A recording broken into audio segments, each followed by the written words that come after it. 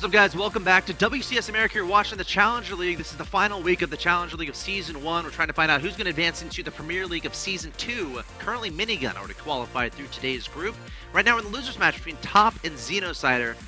Top is currently up 1-0 in a crazy game 1. Xenocider got himself a really nice lead, but then High Templars got on the field, and things changed. You know, Top really understands himself so well. He says he's all about micro.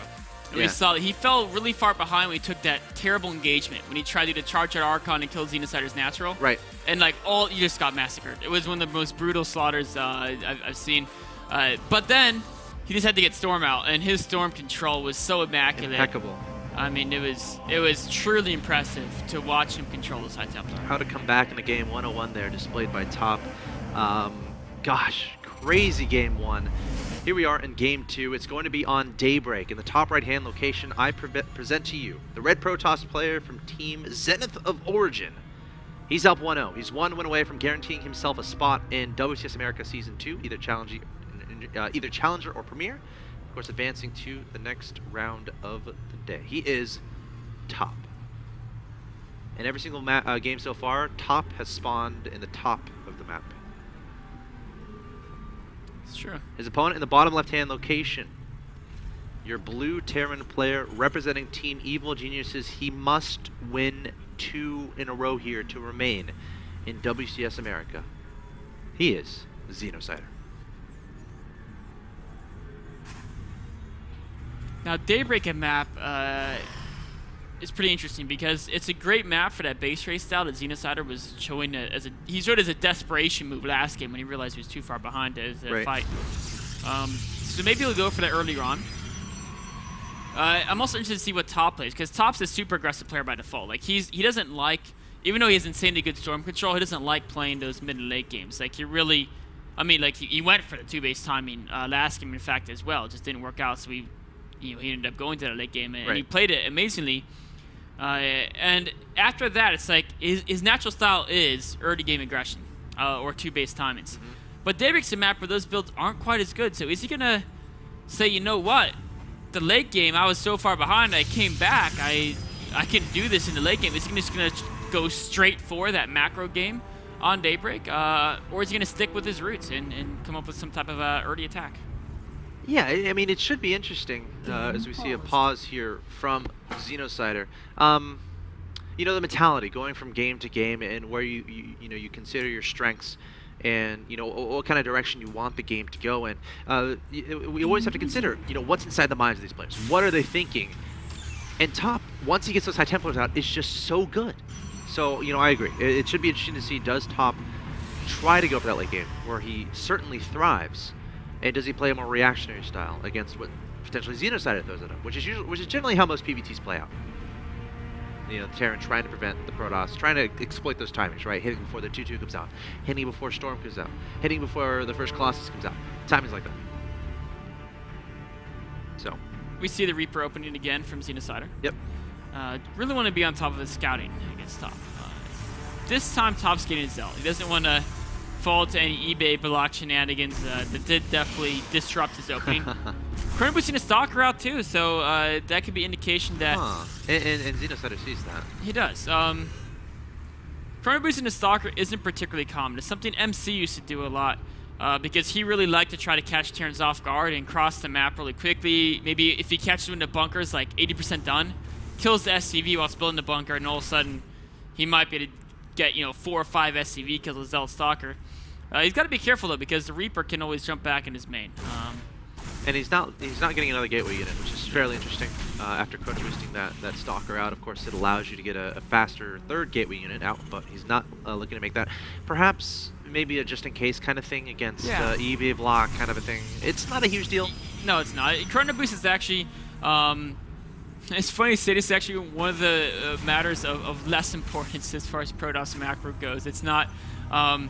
you know, it's 50% faster production, and the way your Nexus regenerates energy can also be chrono boosted half the time, so you can think of your Nexus as an extra 1/4 of a building. So it could be an extra 1/4 of a gateway as far as additional production capacity. An extra 1/4 of a forge can be really big because you can't do that. It's not like you can build 2 forges and get armor upgrades twice as fast. I mean, well, you can do it with 2, but you can't get like 4 forges, right?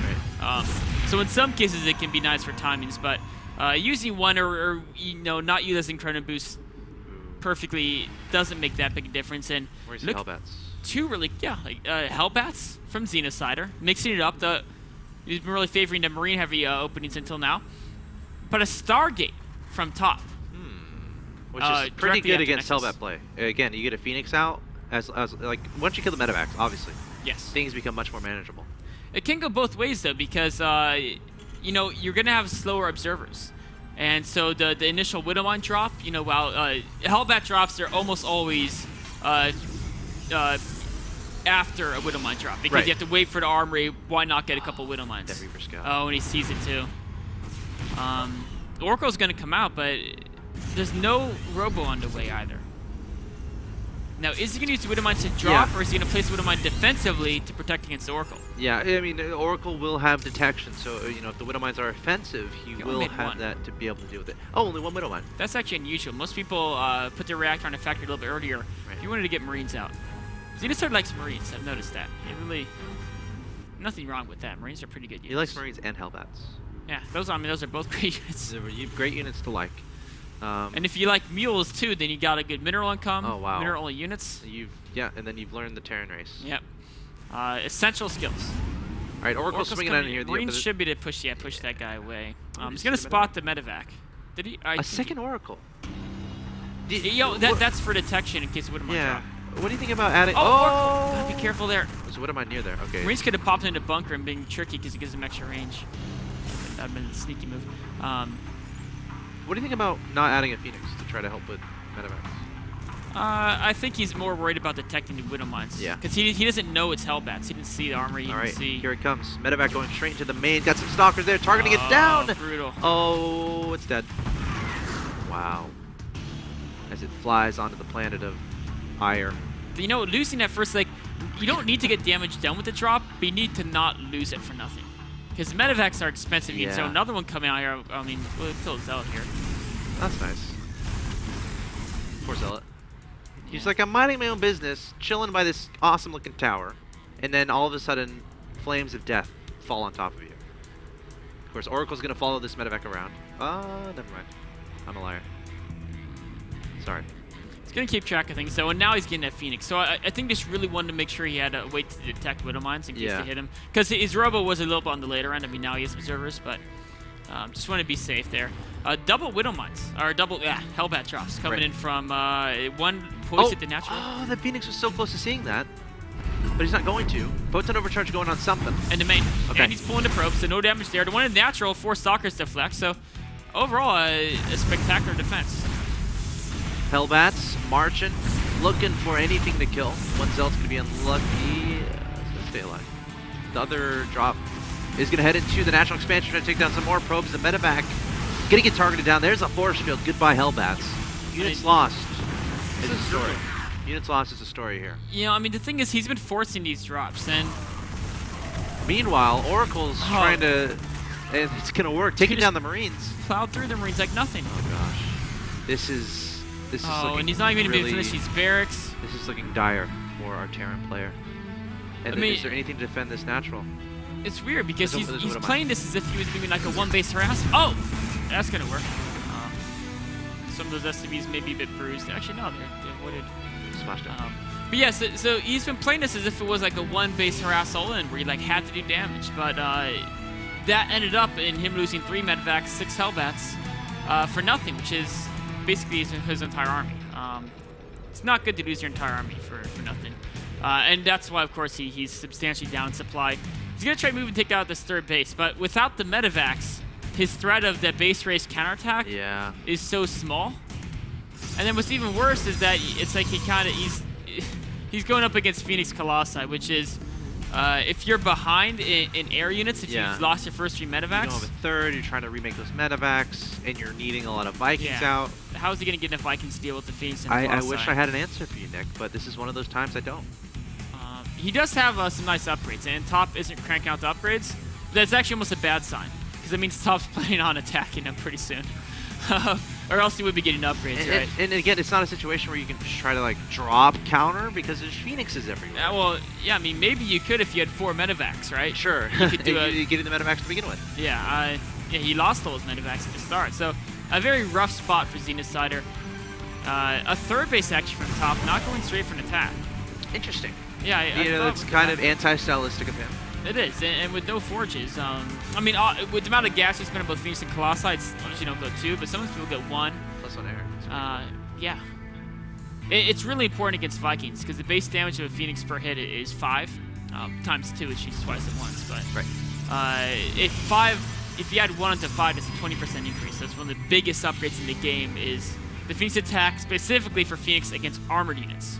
For Phoenix against other Phoenix or Mulis, not as big a deal, but against armored units, it's like one of the biggest attacks in the game to get. And obviously Vikings armor, and that's what he's or medevacs. Sure. So the 2 units is going to be really dealing Battle with. cruisers. Yep. Everything but Banshees and Ravens. That Viking's gonna die. Yeah, and he's gonna just. I mean, there's no missile turrets, so actually. Widow mines? No, he's just gonna lose like 20 SCVs and top chooses to kill them all. No mercy here. And he actually just killed the Marines too. There's only 4. I guess he, there's some mercy. Oh, nope, changed his mind.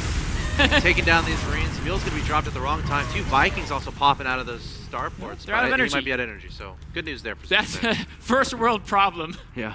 You mass Phoenixes and you can't kill any more units because you've already killed so many. Yep. That's not what you want.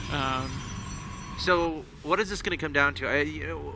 If you're Xenocider, what are you trying to focus on from here? I mean, yeah, a lot of Vikings. Okay. He's got double starport, and if he's gonna focus on Vikings to the And point he's where going to have 2-2 before his opponent's 1-1 even, right? I think he'll end up with enough Vikings to deal with the Phoenix and Colossi, maybe. But the big problem is he's going super Marauder heavy. He's going to get range too. Sorry, go ahead. Yeah, if that's a cool right? upgrade, getting the Phoenix range here. But when you know your opponent's going to Phoenix Colossi, the rest of their ground army, because that's so gas intensive, is going to be all Zealots. And Xenocider is going very Marauder heavy. Now he's getting some Hellbats. If you can get enough Hellbats on the field, he can pull this out. Because that's, he's got 5 barracks, 4 of which are tech labs, so he's not going to beat the Zealots with bio units. It's just not going to happen. Even though he has upgrade advantage, he's going to be ahead in that. It's not going to be enough to make for that compositional disadvantage. But if he gets enough Hellbats to beat the Zealots and enough Vikings to beat the Colossi And the Phoenix. and the Phoenix, he could be okay. And he's really prioritizing Vikings, so I think it's doable. If they both max out, he could, perhaps Top hasn't really seized his advantage to the point where he could have. He never tried to 9 to 3rd. Right. He had the army advantage. And Xenocider's going to have the upgrade advantage on the ground. He is. But again, it is all going to come down to the Colossi. And the Phoenix with range and the attack upgrade, Oh, that's scary. they're going to kill Vikings so fast. And he's adding on more. What is he up to? 12? Xenocider's got to be careful with these Vikings. Xenocider needs to just if he can get like 30 Vikings, he can win. How many Vikings? He has 13. Okay. In production. 4 in production. Yeah, that's not going to cut it. And he's approaching max. So right now, looking for a good trade. Yeah, the problem is so many supplies in production right now crossing the map. Like his army is actually not very big. Or his Top's entire army. Top is actually almost max. He's only got 6 supply in production.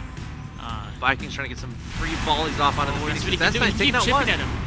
Taking out. Oh, he can chip it at Colossus here. Oh, the nice Vikings, volley there. the Phoenix coming forward, trying to take down the Vikings, and they're going to try to kite away. The Colossi starting to do some damage to the bio. Xenocider backing up, trying to kite away from the Phoenixes, but there's so many Phoenixes, and with the range, how does he deal with all those Colossi? I'm not sure it's possible, and again, not a lot of Marines on the ground to deal with the Phoenixes But the as Zealots well. got evaporated by the Hellbats. They did a great job. They tanked the Colossi fire as well. Marauders are storming in now. Oh, but picking him up. Reinforcement charge lots coming forward, trying to kite those Colossi away. Xenocider, not as bad of an engagement as it could have been, but still three Colossi above. If he actually fought max versus max, instead of he had about 20 foods still crossing the map, Right. he would have won that engagement. Yeah. But he just fought when his opponent was max and he didn't have everything there. So charge wasn't done on those Zealots. They're just not finished. Which actually might have been good for Yeah, top. for more time tanking Yeah. and less time getting closer to the Hellbats. It's actually funny. Sometimes you don't. It's actually in PvP. If you both have mass colossi, you don't always want charge. I mean, you do want to get eventually, but you want to make sure your zealots don't get too far. Yeah, in because front. they're just gonna get singed away, especially if the colossi are kiting, and then Yeah. your opponent's gonna have more zealots than you, which is never fun.